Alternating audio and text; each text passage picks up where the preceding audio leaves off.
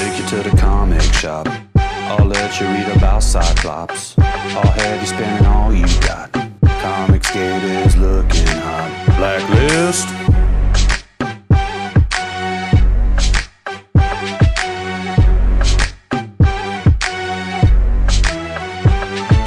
And we're back! Big Legit in the house, ready to tell all of you about totally awesome crossovers that move the needle. Here we go. I told you I was coming back, and I'm back with part 8 of the X-CUTIONER'S song. This is X-Force number 17, and ish is about to get real between Stryfe and Apocalypse. I'm gonna just open it right up, and I want you to know right away, Fabian Nicieza is our writer, Greg Capullo is our penciler, so we are in for some fun here today. If you've forgotten what happened so far in the X-CUTIONER'S song, let's sum it up. The Mutant Liberation Front has been crushed. Professor Xavier inches closer to death.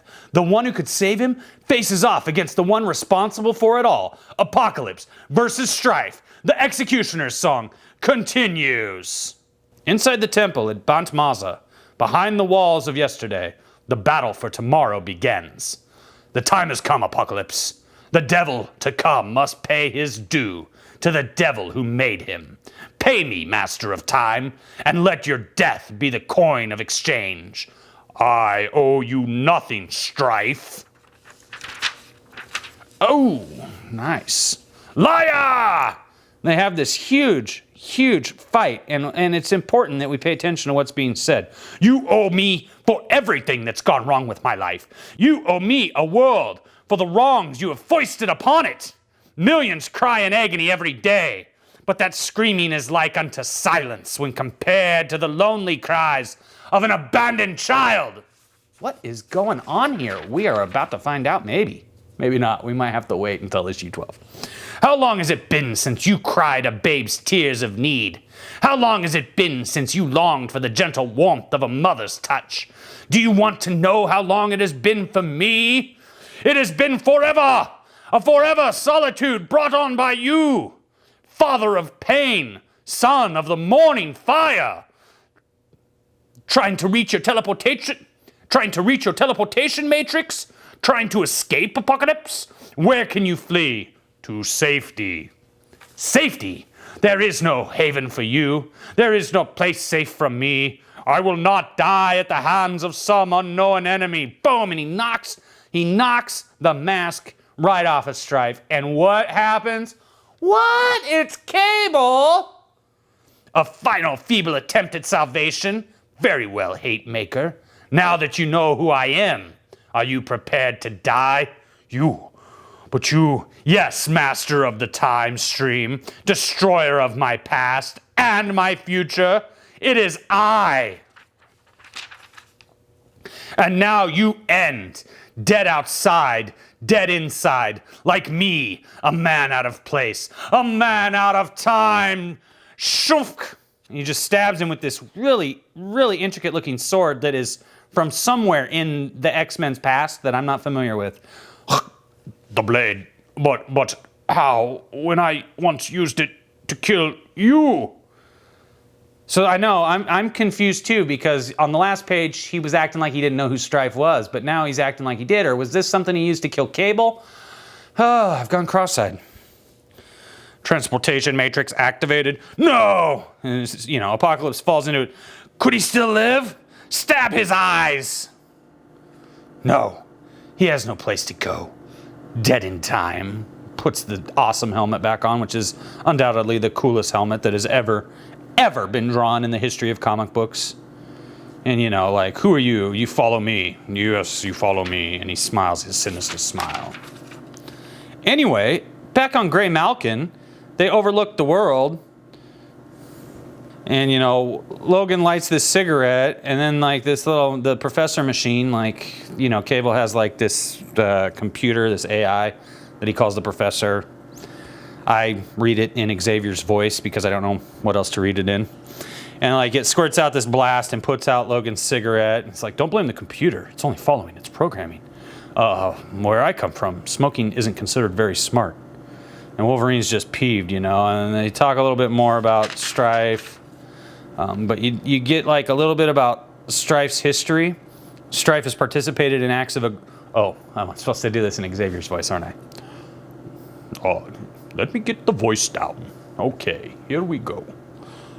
Logan, Stryfe has participated in acts of aggression against both the controlling rulers, the High Lords of New Canaan, as well as the rebellion forces known as the Clan Chosen. December 25th, that's Christmas Day, 3806, Canaanites defeated the remnants of the Mao Sino Province Pact, thereby consolidating control of global forces. In an effort to maximize potential for anarchist endeavors, Stryfe and Displacement Unit designated 0 fled to current temporal zone circa 1983 AD.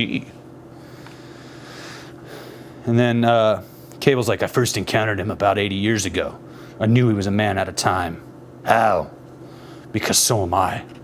I was a part of the Clan Chosen, who sought to overthrow Canaanite rule. When we failed, I came to this time. So you and Stryfe are different sides of the same coin. Yes, no, maybe. He came back to exacerbate the mutant rebellion, to try and prevent the High Lord Ascension. I came back to try and control the Ascension, to ensure order in the future. There's just one problem. Well, one major one anyway. I recently fought Stryfe hand to hand and learned something about the man inside the armor. Huh. It's this Dragon Quest really paid to get some good advertisement in here. I wonder if it worked out for them. I wonder how many of these board games they sold with the pewter figures and the cards and the dice. It's just like every RPG ever made in one. It's pretty sweet. Okay. And what was that? He's gonna light another smoke, man. I found out something that Kane, Weapon X, said was true. That underneath his helmet, Stryfe wears my face. Then he's a duplicate of you? Or Cable of him? And like the machine's gonna put out Logan's cigarette and he just like schnicks it out of the way. Which would explain how Stryfe impersonated Cable when he shot Chuck. But it doesn't answer the obvious question. Why are you and him walking around with the same face? I don't know. Meanwhile, back in Xavier's mansion, it's looking more and more like an episode of MASH, huh? Suicide is painless. It brings on many changes.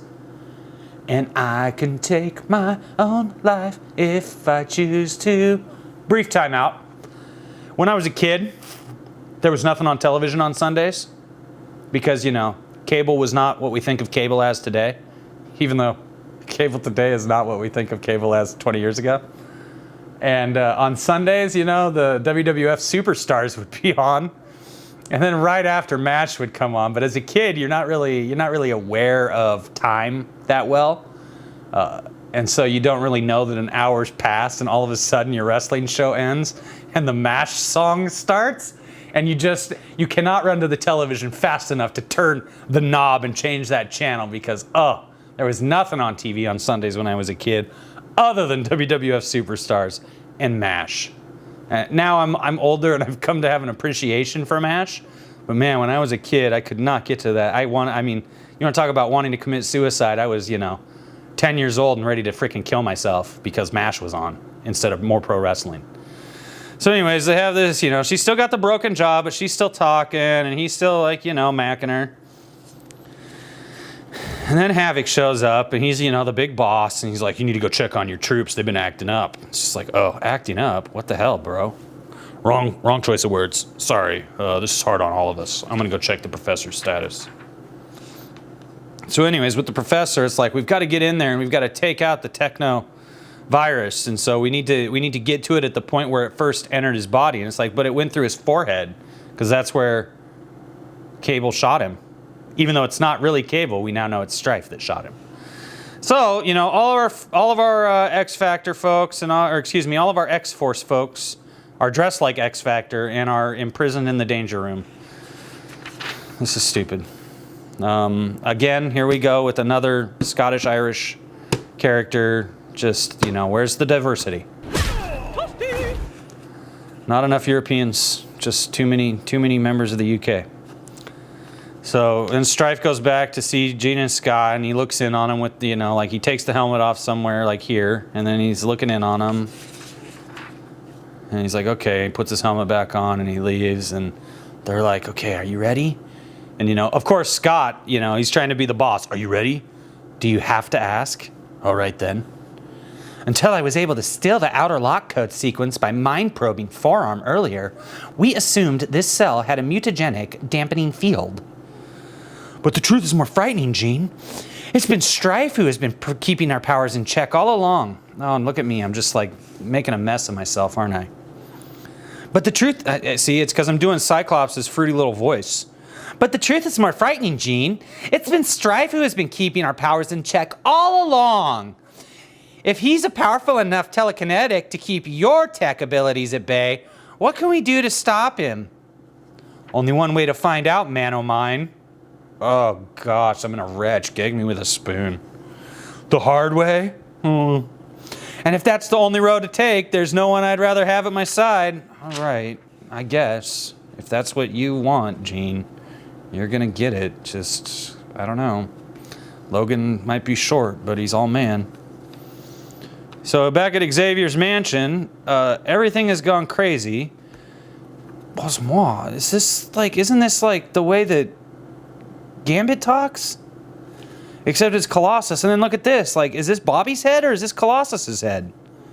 What the hell is going on here? It's like we enter this time displacement warp. We go to somewhere else in the multiverse. You know, we don't see the Watcher explain to us that we're now in a multiverse, but it feels like that's what's happening. Because he did not have this haircut when we started the X-CUTIONER'S song, and now he does look identical. They're like twins.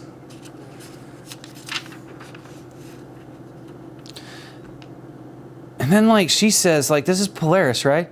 Of all times, why now? And then Colossus is like, do not speak and strain your broken jaw, Polaris. When did her jaw get broken? Her jaw did not get broken at all in this series. At all. Boom Boom. Boomer's jaw. It was broken. And it's like now all of a sudden we're pretending her jaw's broken? What has happened here? And then, of course, you know, Apocalypse shows up.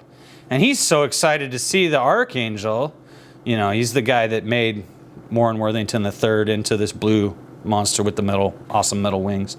Looks way cooler than the original Angel. And why don't they make this Warren Worthington the Angel in the movies? We don't know.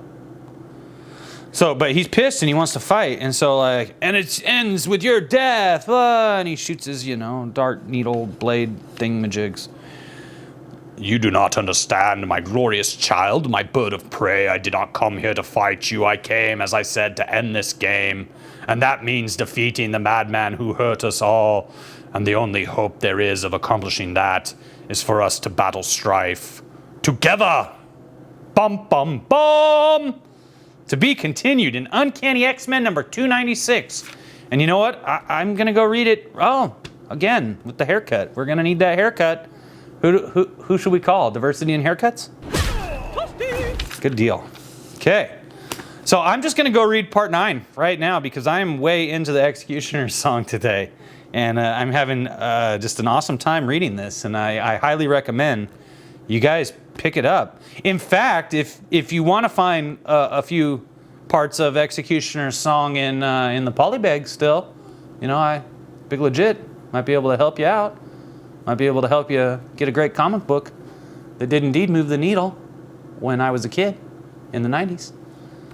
Go ahead, check this out.